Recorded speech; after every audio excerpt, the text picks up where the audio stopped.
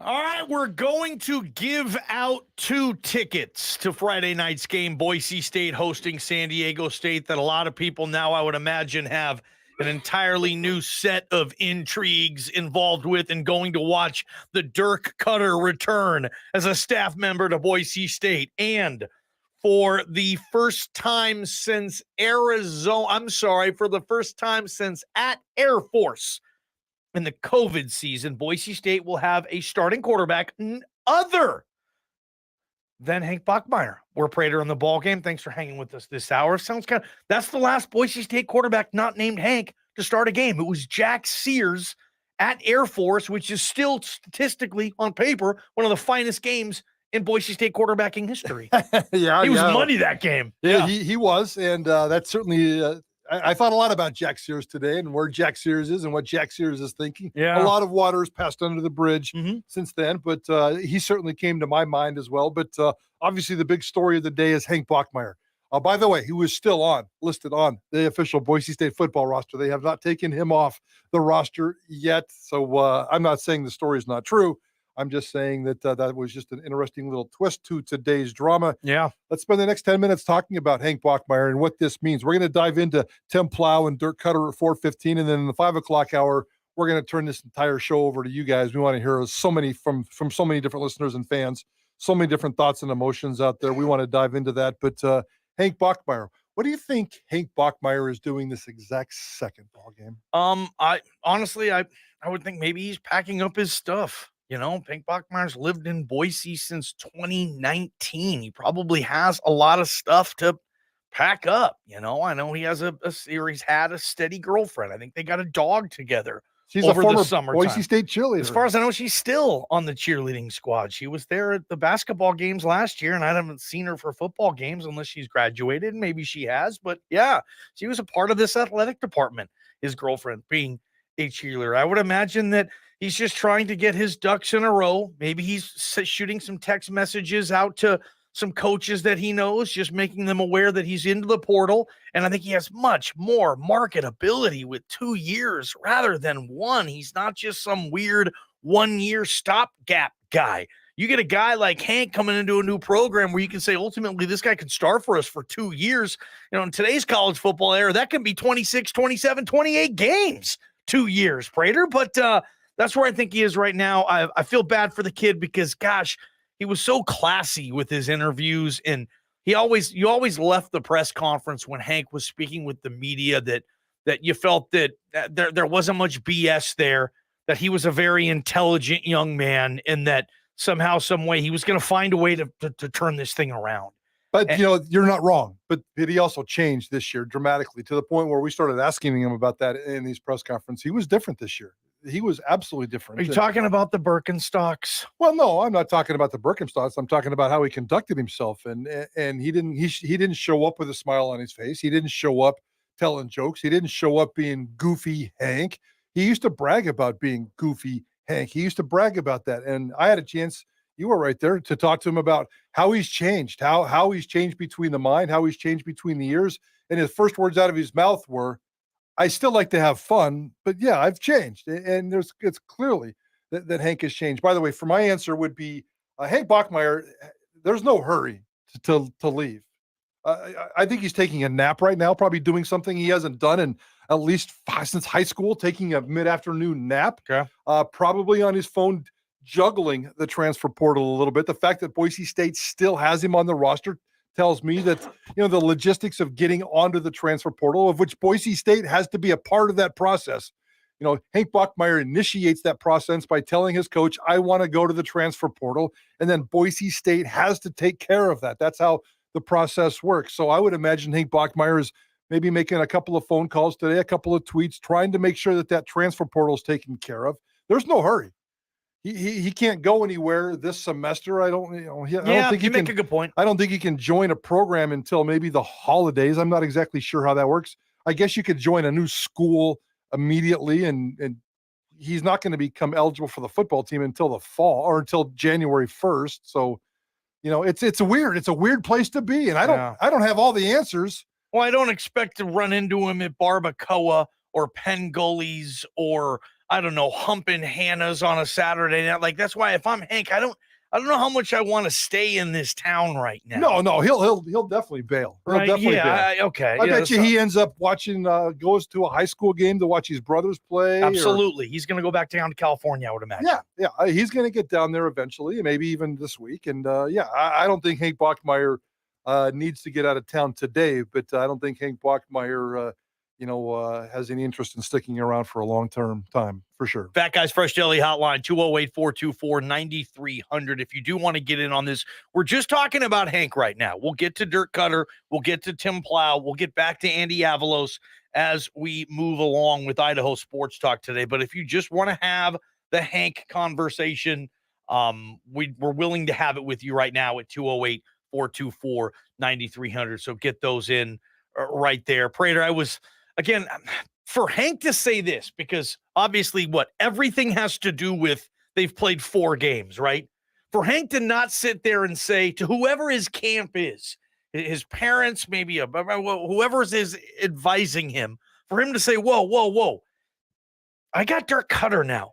So if Tim Plough had been the problem, if Hank's thinking like, geez, Tim Plough messed my career up. I was on a good trajectory with Brian Harsin. I won a conference title year 1. Year 2, I went back to the championship game, lost to a scrappy San Jose State team. Plough and Avalos show up, and all of a sudden my career went to the crapper. Well, that's not fair because last year was his best year ever. Okay, then maybe he wouldn't. But whether it was Khalil Shakir's fault or reason, not fault, whether it was Khalil Shakir that gave him that security blanket, Hank Bachmeier had his best year ever under Avalos and Plough. Statistically, but not wins and losses. He went 7-5. Is that all on Hank Bachmeier? No, not winning percentage, but maybe if Hank's people or Hank thinks it is, but for him to say, you know what, I don't even want to give it a shot with Dirk Cutter. I mean, ask how it worked with Dirk Cutter and Matt Ryan. Matt Ryan went to Pro Bowls, league MVP, credits a lot of his development to Dirk Cutter. Jameis Winston, as you said, had that Pro Bowl caliber beginning to his career with Dirk Cutter. Guys like David Garrard in the NFL went to a Pro Bowl with Dirk Cutter. For Hank to be like, I don't want to work with Cutter because he needed to preserve this red shirt, right? Dirk Cutter turned Bart Hendricks into an average, struggling, mentally challenged, physically challenged quarterback into a 2-time conference all Hall of Famer. Led the nation in touchdown passes. Bart Hendricks did. And Hank Bachmeier knows that because he knows of Bart Hendricks.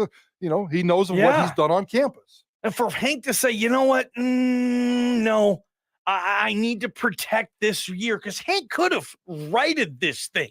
Chances are we thought unless there was something behind those doors, Prater, where Dirk Cutter said to Andy or Hank, hey, if I'm taking this gig, I want the kid. I want Taylon Green. I've seen Dirk Cutter's been to every practice that we've been to. He's been to a hell of a lot more than us, right? He's watched tape. Wouldn't you imagine? Maybe if there's a scenario where Dirk was like, dude, I want to work with Taylon Green. I like Hank as a guy, but I don't know if I can come here and fix this thing if Hank Bachmeier is still my quarterback. Just speculating, but I think there's a lot to this why Hank Bachmeier was like, nah, instead of rectifying this with Dirk Cutter, I'm just going to leave anyway. Like, I think he really wanted to know that going into the portal, he was going to have 2 years, or maybe when Tim Plough got fired, Hank and Plough were connected, and Hank's like, well, if Plough's not there, I don't want to be there either. We're getting screwed over here. I don't know, Prater. I think you're missing the point here a little bit. I mean, you're not wrong in everything you just said. I thought it was well said, and you're right. I think the main reason why he transferred has nothing to do with the coaches. And as with Dirk Cutter as the new offensive coordinator, I'm going to be convinced. I don't know if I'll ever know the answer. I'm going to be convinced that Dirk Cutter would have started Hank Bachmeier this Friday. God, then he still left though, right? I don't think it had anything to do with coaches. I think Hank Bachmeier and Tim Plough had a fairly good relationship. I think Hank Bachmeier and Dirk Cutter had a pretty good business relationship. I think Hank Bachmeier and Tim Plough had a personal relationship. I don't think Hank Bachmeier had any issues whatsoever with the coaching staff. Maybe a little bit toward the end when they got squirrely there and they got so bad in that UTEP game. Maybe some things were said. I don't know. I'm speculating. I think Hank Bachmeier is leaving, and I'm speculating like you. I'm giving you my best educated opinion. I think he left for two reasons. One, because of what you said. He's got 2 years and a chance to go play somewhere else. But the reason why he left, I think, is because of the locker room and the players. And I think he sensed that he had lost the locker room. That's my opinion. And it's not an indictment on anybody. Things happen. When you have 106 alpha males in a locker room, things are going to get divided. There's going to be cliques. It's going to be a little bit squirrely. And I think it was vitally important for Hank Bachmeier to be a leader on this football team. And he acted like a leader, according to coaches. We're not behind the scenes, but coaches told us ad nauseum that Hank Bachmeier is a phenomenal leader, an amazing leader. And we agreed every time they said it because we knew the kid. And we're like, yeah, I mean, you talk to the guy. He spews leadership and what you want your quarterback to say to the media. He does. I don't know if I know that now. Yep. I think I was basing my opinion not on what I saw, but what I heard. The nonstop comments from coaches that Hank Bachmeier is a great leader. I don't know. I'm sure he had plenty of people in that locker room that loved him. I'm sure their entire locker room is just sad and baffled and crushed that he's gone. But I don't think he had the complete and total command of that locker room like he wanted to. Hank Bachmeier is a 23-year-old goofball. I'm not making that word up. That's the word he used to describe himself all the time. Again, in a locker room of 106 alpha males from different varieties, that's not the kind of person that everybody wants as their leader. And maybe Hank Bachmeier stepped back away from that persona a little bit this year. More serious, less goofy. More serious, less fun. A little bit of fun here, but I need to be this 4-year starting senior leader kind of guy. And when he wasn't voted captain, He wasn't. I think that I personally think that was devastating to him. Mm-hmm. I really think that mentally crushed his soul. Calvin, you're up. It's the Fat Guys Fresh Deli Hotline. We're talking Hank Bachmeier again. Reported today, Bronco Nation News. Hank Bachmeier will enter the transfer portal and no longer be a quarterback at Boise State. Calvin, talk. Hey, I think this is like such a fascinating, multifaceted discussion about why did Hank leave. And I think there are probably lots of things, and you guys have touched on some of them. I think you touched on one, that he had to make the decision this week to still have 2 years of eligibility. Correct. That was huge, I think. I think the other element that I see, and I'm a fan that sits in the stadium, I'm a fan that reads what people write on the Facebook groups and on Twitter.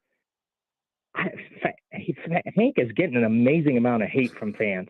Yeah. And it was to the degree for me as a fan of Boise State. I mean, I just have a rule. I'm not going to go out and publicly put a kid down. He's a 23-year-old kid. The kid was like, still getting fed by his parents 4 years ago. It's not to say he doesn't have adult qualities, but he's a kid. And I think this fan base ripped him to the extent that it had to shake his confidence. What was happening in the locker room? I don't know. Was he a leader? Did the coaches give him the room, the flexibility to be a leader? And, did they take that away from him by, not getting voted as a captain? I don't know. I don't think any of us are going to ever know the answer to this question. It's a fascinating discussion, but I think the fan base and their hate directed towards him, or not hate, but at least, their displeasure. I mean, yeah, totally. I mean, I just wish fans would shut up and stop attacking players, because they're watching it. They heard it. And even Skinner heard the fans cheering from the last home game. People were cheering when he was on the ground, and they were chanting Jalen Green. They were doing it in my section, and they had to hear that. They absolutely had to hear that on the sidelines. I appreciate the call. That's Calvin right there. So he's throwing in the treatment Hank received from the fans. He's putting that into the Hank crock pot as to why he's in the transfer portal right now. Eligibility reasons. He lost the locker room. Prater, like you're saying, not being voted a captain. He didn't feel that this locker room, this team had his back, possibly. And then obviously with the fans coming at him every which way on social media. And he's talked about that a lot. He's talked about that a lot over the years, saying he read it. It bugs him. He's got to work on it. Like, he went to his personal life coach. He said Russell Wilson talked to him specifically about it in the summer about, hey, when the fans get on you, here's how you deal with that in this. And then Corvallis. That tells you how important this was to Hank. He had the audience of Russell Wilson, and that's what they talked about. That's how important that was to Hank. Was it important to him to not get a banner outside the stadium? Do you think that's on this? Is that in the crock pot too? Yes.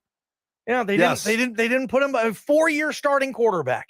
Didn't get a banner outside the stadium. 100%. So you're saying Hank Bachmeier is part of the reason he's left this program, which reported, is he's just felt disrespected every freaking which way here. A little bit of coach, a little bit of locker room, a little bit of fans. He's just been disrespected, and he's going to go somewhere else because some nerdy math major on campus probably barked at him.